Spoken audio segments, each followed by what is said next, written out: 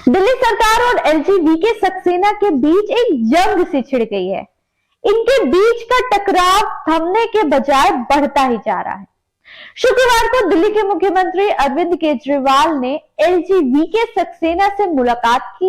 ऐसा लग रहा था कि मुलाकात के बाद सब कुछ ठीक हो जाएगा, लेकिन परिस्थिति और बिगड़ गई। इस मुलाकात के बाद मुख्यमंत्री केजरीवाल उपराज्यपाल पर जमकर बरसे। आखिर ऐसा क्या हो गया मीटिंग में जो दिल्ली के मुख्यमंत्री के मन में बौखलाहट पैदा कर दिया? एलजी और मुख्यमंत्री के बीच बढ़ती दूरियों का खामियाजा किसे भुगतना पड़ रहा है, हम आपको बताएंगे अपनी इस रिपोर्ट में। बस आप बने रहिए हमारे साथ और देखते रहिए विजडम न्यूज। नमस्कार, मैं हूं अदिति ओझा और हमारे चैनल की टैगलाइन है न इधर न उधर, सच की डगर। हमारी कोशिश रहती है कि अपने टैगलाइन के मुताबिक ही सच से आपको रूबरू कराएं। तो अगर अब तक आपने हमारे चैनल को सब्सक्राइब नहीं किया है तो सब्सक्राइब कर लीजिए और देखते रहें विजडम न्यूज। दिल्ली का मुख्यमंत्री यानी दिल्ली का प्रधान यानी जनप्रतिनिधि, जिसे जनता चुनती है, जो जनता के प्रति जवाबदेही होता है, और दिल्ली का उपराज्यपाल, जिसे केंद्र सरकार नियुक्त करती है। ऐसे में किसी भी प्रदेश का विकास तभी होता है जब दोनों सामंजस्य बनाकर काम करें, लेकिन दिल्ली में दोनों सामंजस्य बनाकर काम करने के मूड में लग नहीं रहे हैं। दरअसल दोनों के बीच में अधिकारों का बंटवारा है। जैसे पुलिस, लैंड और पब्लिक ऑर्डर पर सारे फैसले उपराज्यपाल के दायरे में आते हैं, तो वहीं सब्जेक्ट शिक्षा, स्वास्थ्य, सड़क समेत सभी विषय दिल्ली सरकार के अंतर्गत आते हैं। लेकिन दिल्ली के मुख्यमंत्री अरविंद केजरीवाल का आरोप है कि दिल्ली के उपराज्यपाल का दिल्ली सरकार के कामों में हस्तक्षेप बढ़ता ही जा रहा है। एलजी विकास के कामों में बाधा डाल रहे हैं।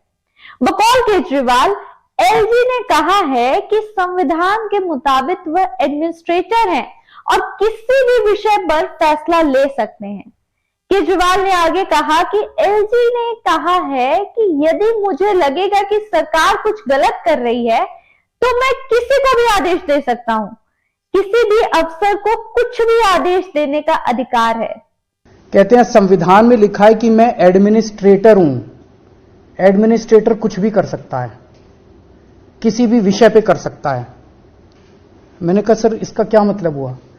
कहते हैं कि अगर मुझे लगेगा कि सरकार कुछ गलत काम कहीं कर रही है तो मैं किसी को भी कोई भी आदेश दे सकता हूं। बात अधिकार की आई है तो इन्हीं अधिकारों पर दिल्ली बनाम एलजी मामले में सीजेआई डीवाई चंद्रचूड़ ने केंद्र सरकार से पूछा था कि दिल्ली में चुनी हुई सरकार होने का क्या उद्देश्य है, यदि केवल केंद्र सरकार द्वारा प्रशासन होना है। सरकार की क्या जरूरत? जाहिर तौर पर एलजी को जन सरोकार के मुद्दों पर अड़चन नहीं डालना चाहिए, क्योंकि इस लड़ाई में नुकसान और किसी का नहीं हो रहा बल्कि दिल्ली की जनता का हो रहा है। वो जनता जिसका कोई कसूर नहीं है, वो जनता जिसके वजह से, जिसके द्वारा और जिसके लिए सरकार बनी है। बीते दिन भी अरविंद केजरीवाल और मनीष सिसोदिया ने एलजी पर दिल्ली सरकार के स्कूल के शिक्षकों की विदेश में ट्रेनिंग को रोकने का गंभीर आरोप लगाया था। मैंने कहा टीचर्स, अभी ये वर्ल्ड इकोनॉमिक फोरम हो रहा है, सारे देश के बड़े बड़े नेता स्विट्जरलैंड जा रहे हैं घूमने के लिए, उनकी कभी कॉस्ट बेनिफिट एनालिसिस नहीं हुई। टीचर्स अगर फिनलैंड जा रहे हैं तो उनकी कॉस्ट बेनिफिट एनालिसिस मांगी जा रही है, तो ये तो रोकने के लिए ही किया जा रहा है। दिसंबर में हमको 30 टीचर्स ट्रेनिंग के लिए भेजने थे प्राइमरी के, और अगला बैच हमारा 30 टीचर्स का जाना था मार्च में, अभी 2 महीने बाद। लेकिन दिसंबर के टीचर ट्रेनिंग के बैच की फाइल हमने अक्टूबर में एलजी साहब के पास भेजी। तो पहले तो एलजी साहब ने उस पर फाइल को घुमाने के चक्कर में और डिले करने के चक्कर में कि हो ही ना, उस पर लिख के भेजा कि भाई ये जो यूनिवर्सिटी है जिससे आप ट्रेनिंग करा रहे हो फिनलैंड की, इसके पास एक्सपीरियंस है कि नहीं है।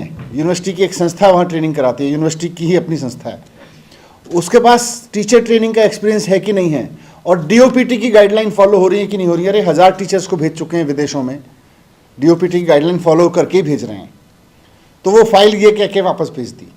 जब उसका जवाब देके वापस भेजा एलजी साहब के पास, तो अब एलजी साहब ने लिखा कि इसका कॉस्ट बेनिफिट एनालिसिस करवा लो और देश में देखो कि कहीं देश में भी इतनी क्वालिटी की ट्रेनिंग क्यों नहीं हो सकती है, देश में ही करा लो इसकी, इस तरह की ट्रेनिंग भारत के अंदर ही करा लो।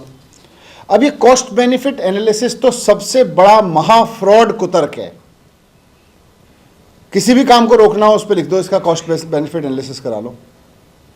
आज एलजी साहब बैठ के अपने दफ्तर में इतने षड्यंत्र रचते हैं रोज, एलजी के दफ्तर का कॉस्ट बेनिफिट एनालिसिस करा लो, आज ही एलजी दफ्तर बंद करना पड़ेगा।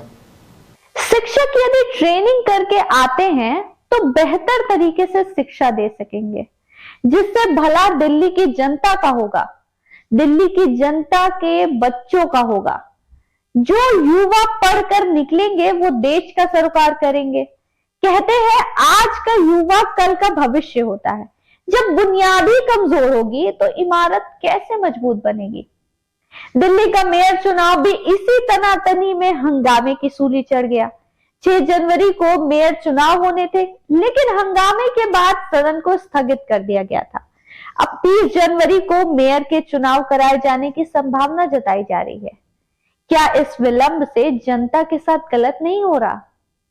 जनता ऐसे मोड़ पर खड़ी है जहां वो कुछ कह भी नहीं सकती और कुछ कर भी नहीं सकती, बस ठगा सा महसूस कर रही है। बहरहाल एलजी से मुलाकात के बाद अरविंद केजरीवाल ने यह भी कहा कि वो मिलकर काम करना चाहते हैं। जरूरत पड़ी तो एलजी के पैर पकड़ लेंगे, लेकिन जनता का काम रुकने नहीं देंगे। काम होंगे, काम करेंगे, जितने काम कर सकते हैं हमारे हाथ में है। अगर उनके पैर भी पकड़ने पड़े हम पैर भी पकड़ेंगे, जो भी कर सकना पड़ेगा करेंगे, और साथ में जब जब कोर्ट का रास्ता अपनाना पड़ेगा हम कोर्ट का रास्ता भी अपनाएंगे। इस मीटिंग के बाद अरविंद केजरीवाल के आरोपों पर बीजेपी ने कहा है कि संवैधानिक पद पर बैठे हुए 2 व्यक्तियों के बीच हुई बैठक एक गंभीर विषय है। इस तरह से सुर्खियों में बने रहने के लिए तुरंत प्रेस कॉन्फ्रेंस करके सभी बातों को सामने रखना आम आदमी पार्टी की छोटी मानसिकता को दर्शाता है। ऐसे में सवाल उठता है कि क्या जब बात जनता से जुड़ी हो तो जनता के सामने नहीं आनी चाहिए? ये अपने आप में ही एक अलग विषय है जिसकी चर्चा हम फिर कभी करेंगे। फिलहाल एलजी को लेकर अरविंद केजरीवाल ने जो भी आरोप लगाए हैं और जो भी कहा है कि वो पैर पड़ जाएंगे लेकिन जनता का काम नहीं रुकने देंगे, ये तो आने वाले वक्त में ही पता चलेगा। लेकिन इतना जरूर है कि इस तनातनी से दिल्ली की जनता वैसे ही पिस रही है जैसे चक्की में गेहूं पिसता है। इस रिपोर्ट में इतना ही, फिर हाजिर होंगे कुछ और रिपोर्ट लेकर। तब तक देखते रहिए विजडम न्यूज। आप क्या सोचते हैं इस विषय पे हमें कमेंट करके जरूर बताएं और विजडम न्यूज को सब्सक्राइब जरूर करें। नमस्कार।